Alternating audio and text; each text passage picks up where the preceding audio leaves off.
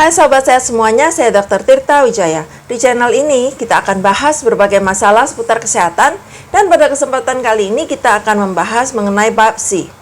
Biopsi adalah prosedur untuk mengambil sebagian dari jaringan untuk diperiksa di bawah mikroskop untuk mengetahui apa sih sesungguhnya jaringan ini. Jadi bukan melulu untuk kanker ya, memang keseringan dipakai untuk memastikan ini jaringannya kanker atau bukan. Tapi bisa juga dipakai untuk menegakkan diagnosa lainnya. Karena begitu kita lihat di bawah mikroskop, kita tahu, oh ini barangnya apa. Nggak cuma diraba-raba dari luar gitu ya. Nah, penentuan jenis biopsi nggak bisa sembarangan, nggak bisa semau-maunya. Nggak bisa tuh bilang, Dok, saya nggak siap kalau untuk dilakukan biopsi terbuka. Saya maunya pakai jarum halus aja. Kan jarumnya halus biar nggak sakit. nggak bisa seperti itu. Penentuannya dipengaruhi dari letaknya. Lesinya itu letaknya di mana. Kalau mau pakai jarum ya harus lesinya yang bisa terjangkau oleh jarum. Kalau lesinya di dalam, jarumnya nggak nyampe, kan nggak bisa gitu. Terus berapa banyak jaringan yang perlu diambil untuk diperiksa? Kalau perlunya sedikit ya mungkin pakai jarum bisa. Tapi kalau perlu jaringannya banyak, ya terpaksa pakai cara lain. Udah gitu dipertimbangkan juga efek sampingnya. Jadi ada beberapa jenis biopsi yang memang risikonya relatif tinggi, jadi ditimbang-timbang juga. Terus tentunya ya ketersediaan sarana di tempat yang melakukan biopsi. Nah, untuk lesi yang letaknya di kulit, ini gampang aksesnya. Jadi bisa dilakukan biopsi dengan cara kerokan atau shaving atau punch. Bedanya apa? Kalau kerokan itu ya dikerok dengan alat khusus yang seperti pisau, kita ambil lesinya, diseset gitu ya. Kalau punch itu seperti untuk bolongin kertas itu alatnya ya. Jadi agak dalam ngambil jaringannya. Nah, biopsi yang superficial ini bisa dikerjakan terpisah. Jadi diambil jaringannya, terus dikirim ke lab. Dokter patologinya di lab akan periksa ini jaringannya apa. Terus nanti laporannya dikirim balik ke dokter yang melakukan biopsi. Atau kalau diperlukan bisa dilakukan bersamaan. Jadi begitu diseset, dokter patologinya akan langsung periksa jaringannya. Tujuan dari yang dilakukan secara langsung ini adalah untuk memastikan bahwa pada saat diangkat itu semua udah keangkat bersih. Nggak ada jaringan nyisa, jaringan aneh yang nyisa. Jadi dokter patologinya akan langsung lihat, oh ini tepinya masih mengandung kelainan, ambil lagi. Terus diambil lagi sisinya. Oh ini tepinya udah bebas dari kelainan. Oke, berarti oke. Ya, jadi itu dikerjakannya barengan real time dan tentunya hanya bisa dilakukan di fasilitas kesehatan yang memiliki dokter untuk melakukan biopsi dan dokter patologi anatomi yang bisa kerja pada saat bersamaan. Itu untuk lesi di kulit. Nah, kalau untuk lesi yang di bawah permukaan kulit tapi masih bisa diraba gitu ya, itu bisa pakai jarum. Jadi seperti saya bilang tadi, jarum itu ada batas maksimalnya.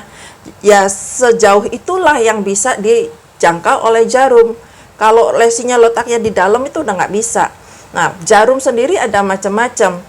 Ada yang namanya fine needle aspiration biopsy atau biopsi aspirasi jarum halus. Jarumnya kecil seperti jarum suntik. Kalau nyuntik kan kita masukkan sesuatu ke dalam. Nah, kalau aspirasi jarum halus ini kita tarik itu lesinya, isinya. Fine needle aspiration biopsy ini lebih sering dipakai untuk memeriksa lesi di payudara. Tapi kalau menurut saya pribadi, ini kurang adekuat ya untuk memeriksa kanker payudara atau bukan. Karena jaringan yang diambil itu sangat terbatas, cuma bisa dilakukan pemeriksaan sitologi. Jadi kita cuma bisa tahu apakah ini kanker payudara atau bukan. That's it. Kalau perlu dilakukan pemeriksaan lanjutan, perlu ngambil jaringan lagi. Kalau menurut saya sih untuk kanker payudara, minimalnya itu dilakukan dengan core biopsy. Core biopsy ini mirip-mirip dengan aspirasi jarum halus, cuma jarum yang dipakai itu lebih gede. Nah, jadi ambil jaringannya itu bukan jaringan yang lepas-lepasan ya, tapi bisa kelihatan juga struktur dari jaringannya itu seperti apa. Sakit nggak seperti ini? Ya sakitnya kalau misalnya fine needle aspiration itu ya mirip-mirip seperti orang disuntik sakitnya. Nah, kalau core biopsy ya lebih karena jaringan yang diambil lebih besar, ya sakitnya kira-kira itu seperti kalau kayak kita jatuh, luka berdarah terbuka. Kalau dilakukan di sarana kesehatan yang memiliki fasilitas untuk ini, umumnya ya dilakukan dengan anestesi, obat penghilang nyeri. Jadi ya harusnya nggak sakit. Kemudian ada juga jarum yang khusus. Jarumnya itu begitu dimasukin dia bisa vakum sendiri, bisa nyedot trut gitu ya. Intinya kalau untuk lesi yang di bawah permukaan kulit dengan jarum bisa dilakukan. Nah, aspirasi dengan jarum ini baik itu dengan fine needle atau dengan core biopsy ataupun dengan vacuum assisted biopsy, itu kan nggak bisa melihat ujung jarumnya ada di mana. Bener nggak ini ujung jarumnya dia di lesinya yang perlu diambil jaringannya atau malah di jaringan yang sehat gitu ya, karena kan memang di bawah kulit. Nah, untuk ini bisa dibantu dengan imaging. Jadi waktu ditusukkan si jarumnya ini dibantu dengan pencitraan untuk memastikan bahwa si ujung jarumnya itu benar tepat di lesinya. Imaging apa aja yang bisa dipakai? Macam-macam. Bisa pakai yang dari jadul itu ya dengan X-ray, bisa dengan ultrasound, bisa dengan fluoroskopi, bisa dengan CT scan, bisa juga dengan MRI. Jadi intinya dikerjakan bareng antara si dokter yang melakukan biopsi dibantu dengan dokter yang radiologi. Istilahnya kayak orang parkir gitu ya. Kita yang nyetir, terus ada tukang parkir di belakang bilang, mundur, mundur, maju, maju, kanan, kanan, kiri, kiri, kayak gitu. Untuk sobat sehat yang mau tahu lebih jauh tentang berbagai pencitraan, kapan-kapan akan saya buatkan video lain tentang ini. Kalau sobat sehat ada pertanyaan tentang kesehatan yang mungkin nggak terkait dengan ini ya, boleh silakan langsung di komen aja. Nanti kita akan buatkan video untuk membahasnya. Tapi please, pertanyaannya jangan konsultasi ya. Cukup pertanyaan yang sifatnya umum aja. Karena yang namanya konsultasi itu banyak sekali variabel yang harus dipertimbangkan, baik untuk menetapkan diagnosa maupun untuk membuat rencana terapinya. Dan ini nggak bisa dilakukan secara umum karena sangat rentan disalahartikan oleh orang-orang lain yang mungkin memiliki keluhan yang mirip, yang sama, tapi penyebabnya beda. Karena penyebab yang beda itu membutuhkan penanganan yang beda. Kalau sampai disalahartikan, disamaratakan, nanti runyam urusannya. Ya, jadi tanyanya yang umum-umum aja. Oke, kita kembali ke bahasannya. Selain 3 jenis needle biopsy tadi, ada juga biopsi lain yang menggunakan jarum, tapi khusus untuk kelainan darah. Nah, jarumnya ini lebih panjang dan lokasinya bukan di bawah permukaan kulit, tapi di sumsum tulang belakang. Jadi khusus untuk ngambil sampel sumsum tulang belakang. Selain berbagai biopsi dengan jarum, biopsi lainnya adalah dengan pembedahan.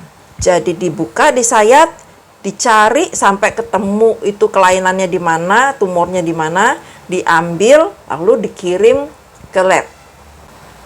Sebagaimana halnya dengan pembedahan lainnya, biopsi dengan bedah terbuka tentunya memiliki risiko lebih tinggi dibandingkan biopsi dengan jarum. Karena dengan jarum itu lukanya kecil. Kalau dibuka lebih besar lagi lukanya, tergantung seberapa besar sayatannya. Nah, sayatannya ini juga tergantung dari lokasinya. Kalau lokasinya jelimet-jelimet ke dalam, ya terpaksa dibukanya lebih besar. Kalau lokasinya agak keluar ya nggak perlu terlalu besar karena bisa dijangkau, mudah dijangkau. Apakah operasi untuk biopsi ini berbahaya? Ya tergantung. Sama halnya dengan operasi pada umumnya, ya tentu ada risiko perdarahan, risiko infeksi, risiko ya macam-macam ya. Semakin besar itu operasinya, ya semakin besar risikonya. Dan ini tentu perlu selalu ditimbang-timbang antara manfaat dengan mudaratnya. Jadi pernah tuh ada salah satu sobat sehat yang tanya, dok, pasiennya umur sekian-sekian, udah sepuh gitu ya. Dokternya nggak mau melakukan biopsi karena dibilang berbahaya. Memangnya seberapa berbahaya? Nah, ini tentu yang tahu dokter yang melakukan penilaian. Saya dari jauh, saya nggak bisa tahu. Tapi menurut saya, kalau memang misalnya pasiennya usianya sudah sangat sepuh, kondisinya sudah sangat jelek, dan operasinya itu harus operasi besar yang beresiko tinggi, tentu nggak worth it. Karena kalaupun diketahui nih penyakitnya apa, dipastikan dengan melakukan pembedahan yang sangat beresiko. ini nggak banyak membantu dalam hal penata laksanaan pasien karena kondisi pasiennya sudah sangat buruk, mau dikerjain apapun udah susah gitu. Misalnya nih, bener ini adalah cancer yang perlu kemoterapi, tapi kalau pasiennya udah buruk, kondisinya di kemoterapi nanti makin buruk. Jadi tindakan itu selalu dipertimbangkan antara manfaat dengan mudaratnya. Tapi kembali lagi, ini pertimbangannya tergantung dari si dokternya ya. Nggak bisa disamaratakan, misalnya, oh pasien umur 70 nggak boleh dilakukan pembedahan. Nggak juga. Ada pasien yang umurnya 70 tapi kondisinya bagus, fit, sehat, komorbidnya nggak ada. Itu mungkin dokter akan mempertimbangkan untuk melakukan biopsi pembedahan. Tapi ada juga pasien yang umurnya lebih muda tapi udah parah kondisinya. Dan di mana tindakan itu akan membuat pasien semakin menderita. Jadi nggak ada patokan saklek ya untuk menentukan ini. Semuanya dipertimbangkan berdasarkan kondisi dari si pasien. Dengan kemajuan teknologi, ada juga pembedahan tapi yang tidak invasif.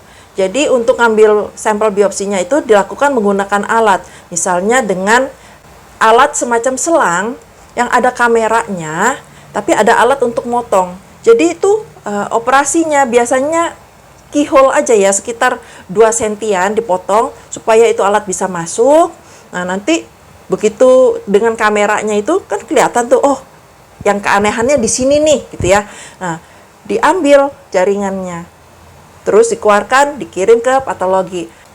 Ini pembedahan juga, tapi pembedahan non-invasif.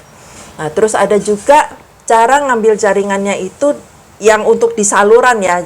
Jadi dari saluran cerna itu dari mulut, terus turun sampai ke lambung. Terus kalau dari bawah itu ngambil di usus ya.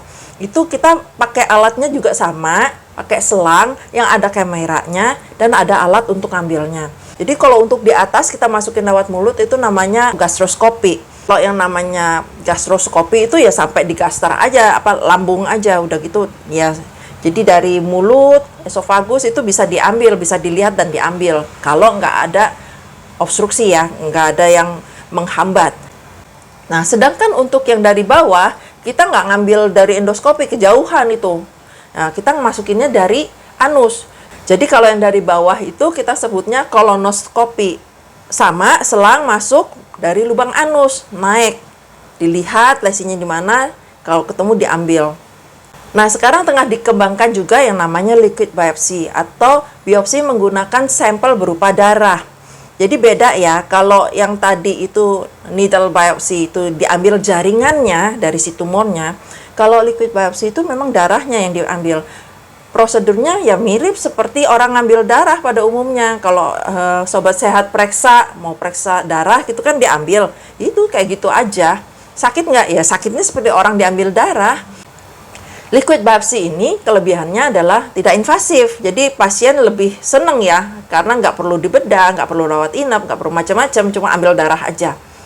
Kekurangannya dari liquid biopsy adalah ini nggak bisa dipakai untuk macam-macam kanker. Jadi cuma bisa dipakai untuk beberapa jenis kanker aja. Dan yang kedua, dengan liquid biopsy ini pemeriksaan lanjutannya sangat terbatas. Nggak bisa seperti kalau kita ngambil jaringan, kita bisa periksa A, bisa B, bisa C. Ini pemeriksaannya cuma itu aja gitu ya. Yang namanya juga ini kan masih dalam pengembangan. Mungkin di masa depan nanti bisa banyak hal yang bisa dilakukan dengan sampel darah ini. Tapi untuk saat ini masih terbatas. Jadi, liquid biopsy ini nggak bisa dipakai untuk menegakkan diagnosa saat ini. Nah, itu adalah sebagian dari beberapa jenis biopsi. Kalau Sobat Sehat suka dengan info kesehatan semacam ini, bisa like video saya, subscribe di channel ini, lalu aktifkan notification-nya dengan menekan tombol lonceng.